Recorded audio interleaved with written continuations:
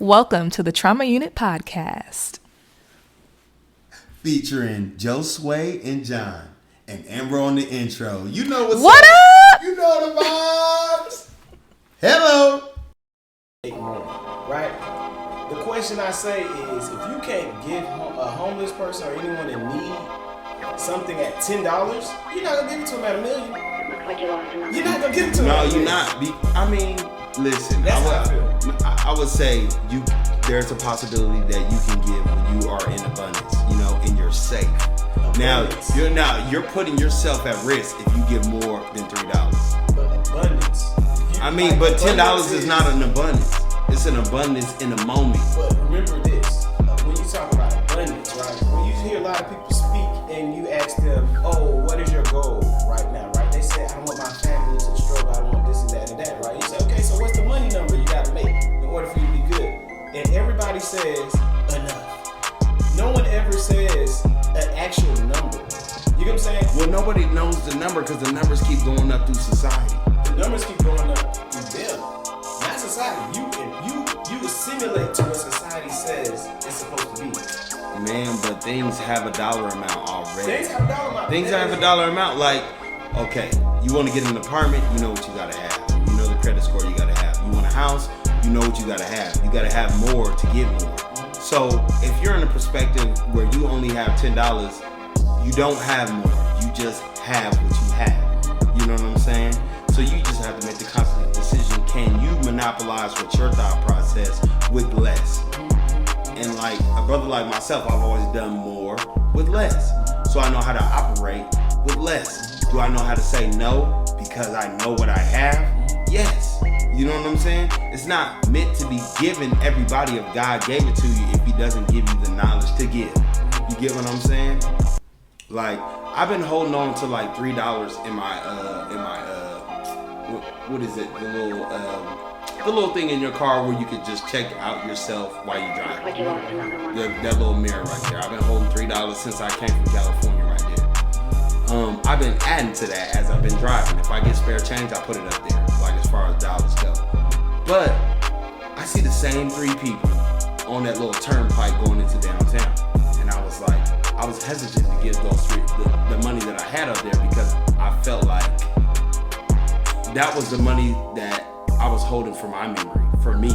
You know what I'm saying? So when I see them, nobody's giving them nothing. They just waving their hands. They just, staying in good spirits. I was just like, fuck it. I'm going to just give this money right here and give that memory to somebody else because I can't hold on to a dollar that I didn't create, but I can hold on to the energy that I created. So every time I look at that mirror, I know that more is going to come if I give more. So that's where I was at with it. You know what I'm saying? You got to let the energy go of the money that you have with that. It ain't yours, man. One thing my brother Sam told me a long time ago. He said, just give because it's not yours anyways. It's not your. When you die, You can't you will take not shit. have nothing when you die. That's why family members and friends and mistresses and misters and shit like that, they be coming after the money when people die. Everybody come out the woodwork. Well, it's just ownership of the experiences that they share with the person. With the person, that's true. That's but, it. But it also comes into play with just the aspect of carrying on. You know what I mean? Like, let's keep moving. how can people carry on when the energy is so strong? You get what I'm saying? When you overwhelm people's life, they very well hold on to the experiences that they have with you, and they can't really let go of that. So the only thing closest to that is something that you held close to you. And if that's money, if that's things, if that's clothes, whatever that is, they will hold on to it. You get what I'm saying? Yeah, Memories. And one thing that I think about is what kind of thought processes comes into play when it comes to giving? You know what I mean? Like, do people feel like, the one thing that people always say when it comes to giving is they're trying to hustle on giving. They're trying to take more energy.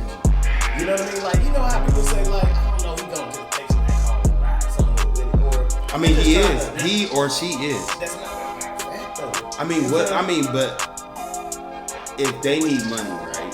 They're not asking you for money to hold on to the money. They're asking you to for the money for a purpose. Yeah. You know what I'm saying? So people talk about dating with a purpose, doing this with a purpose. You know, everything has a purpose. So if somebody's asking you for something, they have a purpose in it. So I don't, you know, I mean, there's different people in this world that just want to hold on to the money just to look at it. You know what I mean? They want a place to be just so they can look at it. It's not really for shelter because they have shelter. You get what I'm saying? Now, if we're talking about people that are making the conscious decision to beg and not go to the homeless shelter, then they are holding on to something without a purpose. You get what I'm saying? Their idea of getting that money or getting whatever they're getting is to look at the money and hold it. Just taught us. The more money you have, the more freedom you have. But everybody with money, first off, we gotta understand is what is freedom. That's the first thing we gotta think about. They say financial freedom. What is financial freedom? To be able to go everywhere and buy everything you want to get. Right? But you can do that by hitchhiking. You can do that by hitchhiking. You can create it by your own hands. What you trying to buy? You know what I'm saying? Like there's so many different. It's the way we think, and the importance of indoctrinating us is to mold the way we think. We don't think like someone printed it.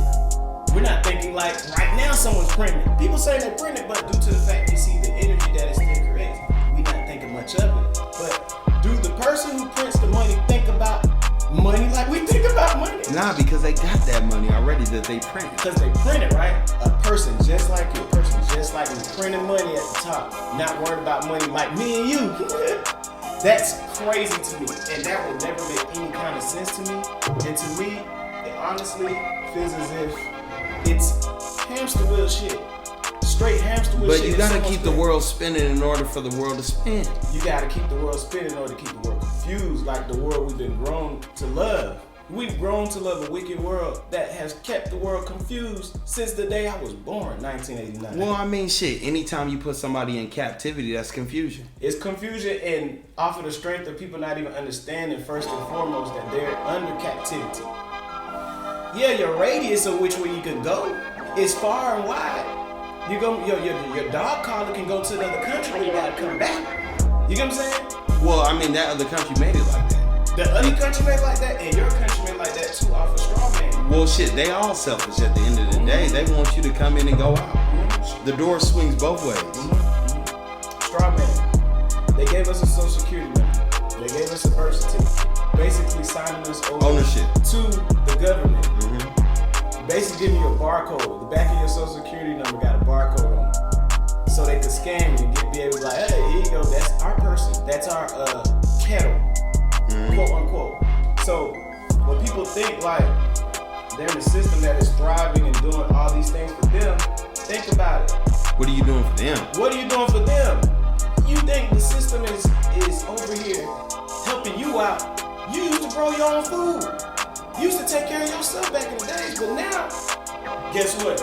You said, oh, they helping me out because they giving me food, they giving me shelter. They not giving you shelter.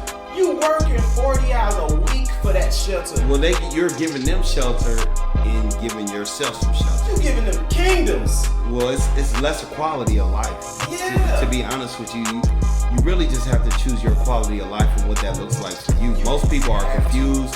They don't know what quality really means for them and their people. Like, this house right now could probably house like maybe 50 to 60 people if you look at lane space. Yeah, if you just look at the land. You know, square footage. yeah, man, because backyard is included, basement is included, upstairs is included, front door all the way to the living room is included, bathroom space. You know what I mean? People just don't like the quality of living through clutter of people. You know what I mean? And neither does the world. That's why they're trying to eliminate people. They taught us that. But also, another thing about this house is, this big ass house, how many people live in it? 3. Right? No, 2. 2. Just you and me. Just y'all 2. Yeah, that's it. So they taught us to want more than what even makes sense. 5 bedrooms for 2 people. 3 levels. 4,000 square foot plus. You know, like, come on now. This is this hamster wheel. Hamster, because the same thing can be reduced into a minimal life, still have space, more space actually, and be able to be self-sufficient. But off of the strength strength of us, the strength of us being indoctrinated, it made us think not in a logical way, but in a much more competitive and a much more I got this out the mud, or I worked hard for this. You gotta work hard for yourself too. Instead of thinking about the captivity that they put us through the indoctrination and making us think these ways, you know? So, like the thing that I say is, we don't even know who we are. A lot of people, they grow old, they retire, but you notice they at Walmart still waving you down, talking about good afternoon, welcome to Walmart. That's not retirement. Well, they don't want to retire. The thing is, they want more, and then when you die, people want more. I mean, I'm just saying the objective is more of this human life. They look at it like, I'm gonna fight for this money, because if I fight for this money and I get it after this person died, I'm about to big ups myself. I'm about to transform into the Hulk. But in all honesty, it's just a digit in your account that again just got increased. That's how it happened. Nothing else. You're still the same person if you're a good person or a shitty person. I mean, the spirit don't change on what you make. It doesn't change. Unless you let your ego get involved, but that's a whole nother story. And